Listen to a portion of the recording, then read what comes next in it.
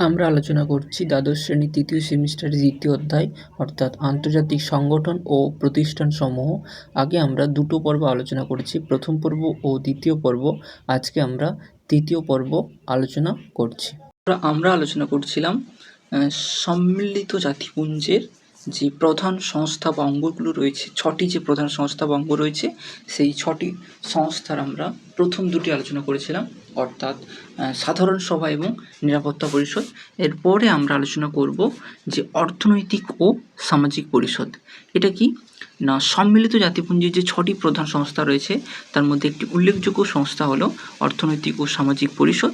এই অর্থনৈতিক ও সামাজিক পরিষদের বর্তমান যে সদস্য সংখ্যা রয়েছে 54টি, অর্থাৎ 54 স্টেট রয়েছে এর সদস্য, এবং এই 54 অর্থাৎ 54টি যে সদস্য রাষ্ট্র রয়েছে, এই সদস্য রাষ্ট্রগুলির মধ্যে প্রত্যেক বছর 1/3 সদস্য কিন্তু অবসর নেন, এবং এই অর্থনৈতিক ও সামাজিক পরিষদের সদস্যদের কার্যকালের মেয়াদ কিন্তু 3 বছর, অর্থাৎ 3 বছর অন্তর এদের কার্যকাল শেষ হয়ে যায়। 3 বছর একটি রাষ্ট্রের সদস্য হলে তারপরে 3 বছর পর ওই রাষ্ট্রের সদস্য পদ বা সদস্য চলে যায়, পরে আবার হতে পারে। এবং এই অর্থনৈতিক এবং সামাজিক পরিষদে প্রতি বছর 2 বার অধিবেশন বা আলোচনা সভা বসে। অর্থনৈতিক ও সামাজিক পরিষদে এই ইনফরমেশনগুলো আমাদের মনে রাখতে হবে। তারপর আমরা আলোচনা করব অচি পরিষদ বা ট্রাস্টিশিপ কাউন্সিল। এটা কি না, প্রধানত অচি পরিষদ গঠন করা হয়েছিল কি জন্য? অচি পরিষদ গঠন করা হয়েছিল তৎকালীন সময়ে যে সমস্ত রাষ্ট্র পরাধীন ছিল, অর্থাৎ স্বাধীনতা লাভ করতে পারেনি, সেই সমস্ত রাষ্ট্র যাতে স্বাধীনতা লাভ করতে পারে সেই উদ্দেশ্যে এই অচি পরিষদ গঠন করতে পারে, এবং অচি পরিষদ গঠন হয়েছিল। এবং অচি পরিষদ কিন্তু ওই সমস্ত রাষ্ট্রকে স্বাধীনতা লাভে সাহায্য করেছিল। এবং পরবর্তী সময়ে দেখা যায় যে পৃথিবীর অধিকাংশ রাষ্ট্রই কিন্তু স্বাধীনতা লাভ করে, এবং স্বাধীনতা লাভ করলে অচি পরিষদ তার কাজ 1994 সালে শেষ করে দেয়। কারণ কি না, যে উদ্দেশ্যে অচি পরিষদ গঠন করা হয়েছিল সেই উদ্দেশ্য শেষ হয়ে গিয়েছিল, তাই জন্য অচি পরিষদ 1994 সালে তার কাজ স্টপ করে দেয়, অর্থাৎ স্থগিত করে দেয়। অচি পরিষদের সদস্য সংখ্যা হচ্ছে 5টি, এবং এর সদর দপ্তর অর্থাৎ প্রধান কার্যালয় হচ্ছে নিউ ইয়র্কে, যেটি আমেরিকায় অবস্থিত। এরপর আমরা আলোচনা করব আন্তর্জাতিক বিচারালয়, যেটাকে আইসিজে বা ইন্টারন্যাশনাল কোর্ট অফ জাস্টিস বলা হয়। এটা কি এবং কেন এটা তৈরি করা হয়েছে? না, আন্তর্জাতিক বিচারালয় এটি তৈরি করা হয়েছিল আন্তর্জাতিক বিভিন্ন বিষয় নিয়ে বিচার করার জন্য, এবং এই আন্তর্জাতিক বিচারালয় মূলত 15 জন বিচারপতি নিয়ে গঠিত হয়, এবং এই প্রত্যেকজন বিচারপতির কার্যকালের মেয়াদ হচ্ছে 9 বছর, অর্থাৎ একজন বিচারপতি সে কাজ শুরু করার পর 9 বছর পর্যন্ত বিচারপতি হিসেবে কাজ করতে পারবে।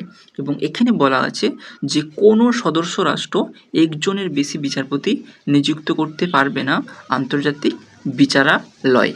এবং এই আন্তর্জাতিক বিচারালয়ের 3টি এখতিয়ার রয়েছে, অর্থাৎ 3টি অংশে তারা বিচার কার্য সম্পন্ন করে। একটি হচ্ছে স্বেচ্ছাধীন এলাকা, আর একটি হচ্ছে আবশ্যিক এলাকা, আর একটা হচ্ছে পরামর্শ দানমূলক এলাকা। অর্থাৎ মনে রাখতে হবে যে আন্তর্জাতিক বিচারালয়ের 3টি এখতিয়ার রয়েছে। তারপর আমরা আলোচনা করব সচিবালয়। সচিবালয় কি না, সচিবালয় হচ্ছে সম্মিলিত জাতিপুঞ্জের যে 6টি প্রধান অঙ্গ বা সংস্থা রয়েছে, এই 6টি অঙ্গ বা সংস্থার মধ্যে একটি সংস্থা হলো সচিবালয়।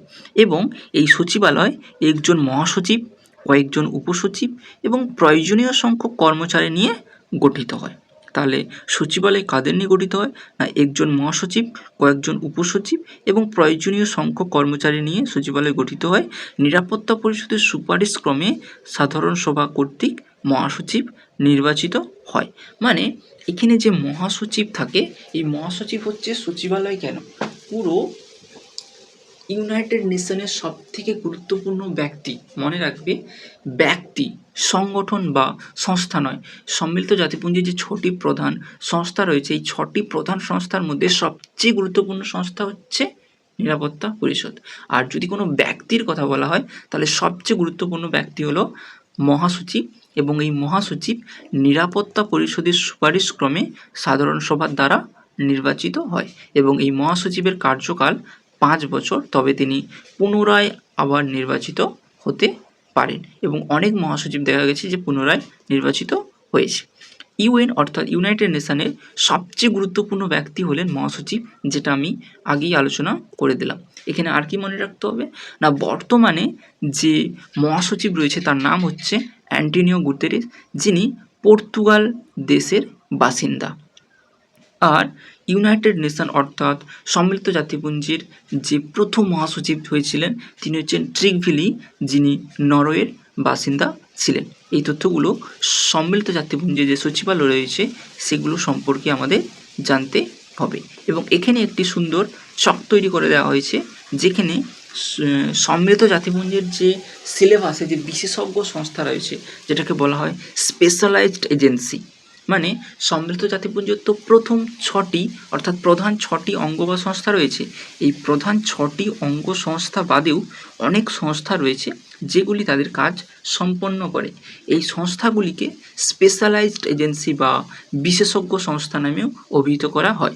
এরকম কয়েকটি সংস্থা এখানে আমাদের সিলেবাসে রয়েছে যেগুলো নিয়ে আমরা আলোচনা করব। এরকম কি কি সংস্থা রয়েছে না, প্রথমেই রয়েছে ইউনিসেফ। ইউনিসেফ কি না, ইউনিসেফ হচ্ছে সম্মিলিত জাতিপুঞ্জের একটি বিশেষজ্ঞ সংস্থা বা স্পেশালাইজড এজেন্সি, যার পুরো নাম হচ্ছে ইউনাইটেড নেশন চিলড্রেন্স ফান্ড, এবং এটি প্রতিষ্ঠা করা হয়েছিল মূলত দ্বিতীয় বিশ্বযুদ্ধের পরবর্তীকালে যে শিশুদের সংকট দেখা দিয়েছিল সেই সংকটকে প্রতিকার করার জন্য, সংকটের প্রতিকার করার জন্য এবং সংকট থেকে শিশুদের ভালোভাবে বাঁচিয়ে রাখার জন্য এই সংস্থা গঠন করা হয়েছিল। এবং এই সংস্থা কিন্তু শিশুদের নিয়ে অনেক ভালো ভালো কাজ করেছিল এবং এটি প্রতিষ্ঠা হয় 1946 সালে 11ই ডিসেম্বর এবং এর সদর দপ্তর ছিল নিউ ইয়র্কে। এখানে আমাদের মনে রাখতে হবে যে ইউনিসেফ এর কাজ কী কী ছিল এবং এটি কবে প্রতিষ্ঠা হয়েছিল। তারপরে আছে ইউনেস্কো। ইউনেস্কো নাকি না, United Nation Educational Scientific and Cultural Organization, অর্থাৎ নামেই বোঝা যাচ্ছে ইউনেস্কো এডুকেশন অর্থাৎ শিক্ষা, সায়েন্টিফিক অর্থাৎ বিজ্ঞান, আর কালচারাল অর্থাৎ সংস্কৃতি নিয়ে কাজ করে এবং এটি তৈরি হয়েছিল 1945 সালে। এর সদর দপ্তর বা কার্যালয় হচ্ছে প্যারিসে, যেটি ফ্রান্সে অবস্থিত। এর সদস্য সংখ্যা 194টি রাষ্ট্র। তারপর রয়েছে WHO অর্থাৎ হু, যেটার পুরো নাম হচ্ছে ওয়ার্ল্ড হেলথ অর্গানাইজেশন। নাম থেকেই বোঝা যাচ্ছে যে পৃথিবীর সমস্ত স্বাস্থ্য সংক্রান্ত কাজ করে এবং এটি প্রতিষ্ঠা হয়েছিল 1948 খ্রিস্টাব্দে। এর সদর দপ্তর হচ্ছে জেনেভা, যেটি সুইজারল্যান্ডে অবস্থিত। এরও সদস্য সংখ্যা 194টি রাষ্ট্র। তারপর রয়েছে ওয়ার্ল্ড ব্যাংক। ওয়ার্ল্ড ব্যাংক কি না, 1944 সালে যে ব্রেটন উডস সম্মেলন হয়েছিল সেই সময় IBRD প্রতিষ্ঠা হয়েছিল আর IMF প্রতিষ্ঠা হয়েছিল। এই IBRD মানে ছিল international bank for reconstruction and development. এই IBRD পরবর্তীকালে WB বা ওয়ার্ল্ড ব্যাংক নামে পরিচিত হয় এবং এটি 1944 সালে IBRD প্রতিষ্ঠিত হয়েছিল এবং এর সদর দপ্তর ওয়াশিংটন ডিসিতে, যেটি আমেরিকায় অবস্থিত। এর সদস্য সংখ্যা 189। তারপর রয়েছে IMF, যেটা হচ্ছে ইন্টারন্যাশনাল মনিটারি ফান্ড, যেটাকে বাংলায় আমরা অনেকে বলি আন্তর্জাতিক অর্থ ভাণ্ডার, যেটি কাজ শুরু করেছিল 1944 সালে এবং এটি আনুষ্ঠানিকভাবে প্রতিষ্ঠা লাভ করে 1945 সালে। এরও সদর দপ্তর সেম ওয়ার্ল্ড ব্যাংকের যেমন ওয়াশিংটন ডিসি, তেমনি IMF-এর সদর দপ্তর ওয়াশিংটন ডিসি বা USA-তে। এর সদস্য সংখ্যা 191। এবার এইগুলো নিয়েই আমাদের একটু আলোচনার বিষয় রয়েছে। যেমন আমরা এরপর এখানে রয়েছে দেখো পুরো নাম এবং তার কিছু সংক্ষিপ্ত তথ্য দেওয়া আছে। যেমন এখানে দেওয়া আছে প্রথমে ইউনিসেফ, যে এর আগের নাম ছিল United nation international children's emergency fund, যেটা প্রথম যে স্লোগান, এর স্লোগান ছিল ফর এভরি চাইল্ড, অর্থাৎ চাইল্ড নিয়ে তারা কাজ করতো এবং এটি সম্মিলিত জাতিপুঞ্জের যে অর্থনৈতিক আর সামাজিক পরিষদ ছিল তার বিশেষজ্ঞ বা স্পেশালাইজড এজেন্সি। তারপরে দেখা যাচ্ছে হু, যেটি হচ্ছে 1946 সালে এর সংবিধান স্বাক্ষরিত হয় আর 1948 সালে এর জন্ম হয়। 7ই এপ্রিল এর জন্ম হয়েছিল, তাই জন্য বিশ্ব স্বাস্থ্য দিবস 7ই এপ্রিল পালন করা হয়, ঠিক যেমন 5ই জুন বিশ্ব পরিবেশ দিবস পালন করা হয়। তারপরে হচ্ছে ওয়ার্ল্ড ব্যাংক, যেটি ব্রেটন সম্মেলনে প্রতিষ্ঠিত হয় IBRD নামে এবং পরে মূলত এটি বিশ্ব ব্যাংক বা ওয়ার্ল্ড ব্যাংক নামে পরিচিত হয়। তারপরে হচ্ছে IMF, যেটি 1944 সালে ব্রেটন উডস সম্মেলনে প্রতিষ্ঠিত হয় এবং আনুষ্ঠানিকভাবে কাজ শুরু করে 1945 সালে। এর সদর দপ্তর হচ্ছে ওয়াশিংটন ডিসি। এই গেল আমাদের দ্বাদশ শ্রেণীর যে রাষ্ট্রবিজ্ঞান রয়েছে, এই দ্বাদশ শ্রেণীর রাষ্ট্রবিজ্ঞানের তৃতীয় সেমিস্টারে দ্বিতীয় অধ্যায় আন্তর্জাতিক সংগঠন ও প্রতিষ্ঠান সমূহ যে সিলেবাসে যা যা অংশ রয়েছে পুরোটাই এইভাবে আমি আলোচনা শেষ করলাম।